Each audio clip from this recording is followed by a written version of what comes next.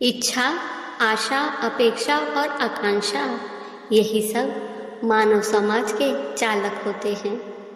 यदि कोई आपसे पूछे कि आप कौन हैं, तो आपका उत्तर क्या होगा? आप तुरंत ही जान पाएंगे कि आपकी इच्छाएं ही आपके जीवन की व्याख्या है। कुछ पाने से मिली सफलता, कुछ ना पाने से मिली निष्फलता ही आपका परिचय है। अधिकतर लोग ऐसे जीते हैं कि स्वयं भीतर से मरते रहते हैं, लेकिन अपनी इच्छाओं को नहीं मार पाते। इच्छाएं ऐसे लोगों को दौड़ाती है जिस प्रकार शेर एक हिरन को दौड़ाता है, परंतु इन्हीं इच्छाओं के गर्भ में ही ज्ञान का प्रकाश छुपा है। जब इच्छाएं अपूर्ण रहती है और टूटती हैं, तब वहीं से ज्ञान की किरण प्रवेश करती है मनुष्य के हृदय में। ध्यान रहे, इच्छा सफलता का शुरुआती बिंदु है। ये हमेशा याद रखे, जिस तरह छोटी आग से कम गर्माहट मिलती है, उसी तरह कमज़ोर इच्छा से कमज़ोर परिणाम मिलते हैं। इच्छा करने वाले नहीं, बल्कि इच्छा के साथ कर्म करने वाले ही सफल होते हैं। हर कोई भविष्य के आधार पर आज का फैसला लेना चाहता है कि भविष्य खुशियों से भरा हो। हर कोई आज ऐसे फैसले लेने की कोशिश करता है ताकि भविष्य सुरक्षित रहे। अपने जीवन को देखो, क्या ये सच नहीं है कि हमारे अधिकांश निर्णय के पीछे भविष्य का विचार होता है? और हो भी क्यों नहीं। प्रत्येक व्यक्ति को अपने जीवन को सरल और सुखी बनाने का प्रयास करने का अधिकार है, लेकिन भविष्य कोई नहीं जानता। इसकी केवल कल्पना की जा सकती है। फिर भी जीवन में सब कुछ हम कल्पनाओं के आधार पर ही महत्वपूर्ण निर्णय लेते हैं। क्या निर्णय लेने का कोई तीसरा तरीका हो सकता है? धर्म सभी सुखों का आधार है, और वह धर्म मनुष्य के हृदय में बसता है। इसलिए हर निर्णय लेने से पहले आप अपने हृदय से एक प्रश्न अवश्य करें कि यह फैसला स्वार्थ से पैदा हुआ है या धर्म से। क्या इतना पर्याप्त नहीं? भविष्य के बदले धर्म का विचार करें। क्या इससे भविष्य अधिक सुखपूर्ण नहीं होगा? अवश्य होगा, क्योंकि वर्तमान ही अतीत को भुलाकर भविष्य को संवारना सिखाता है।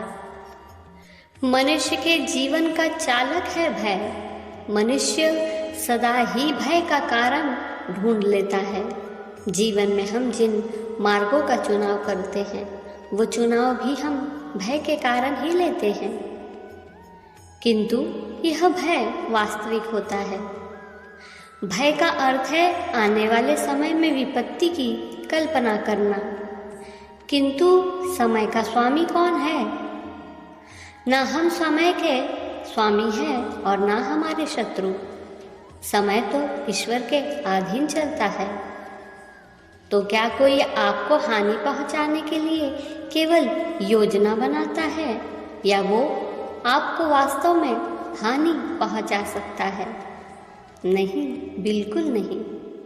किंतु भय से भरा हुआ हृदय हमें अधिक हानि पहुंचा सकता है।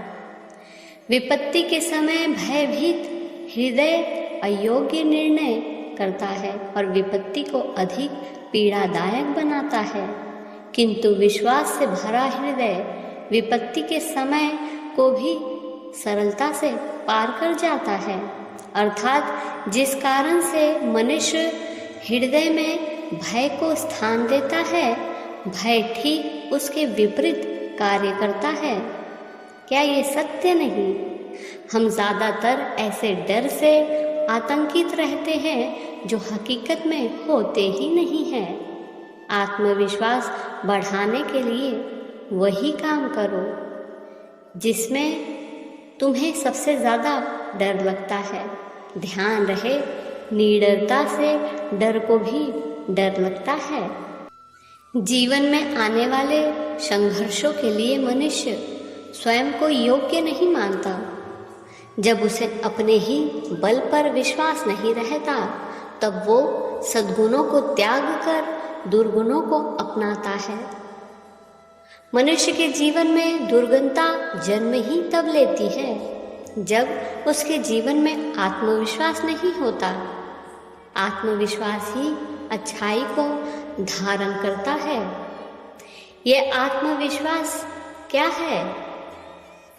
जब मनुष्य यह मानता है कि जीवन का संघर्ष उसे दुर्बल बनाता है, तो उसे अपने ऊपर विश्वास नहीं रहता। वो संघर्ष के पार जाने के बदले संघर्ष से छूटने के उपाय ढूंढने लगता है।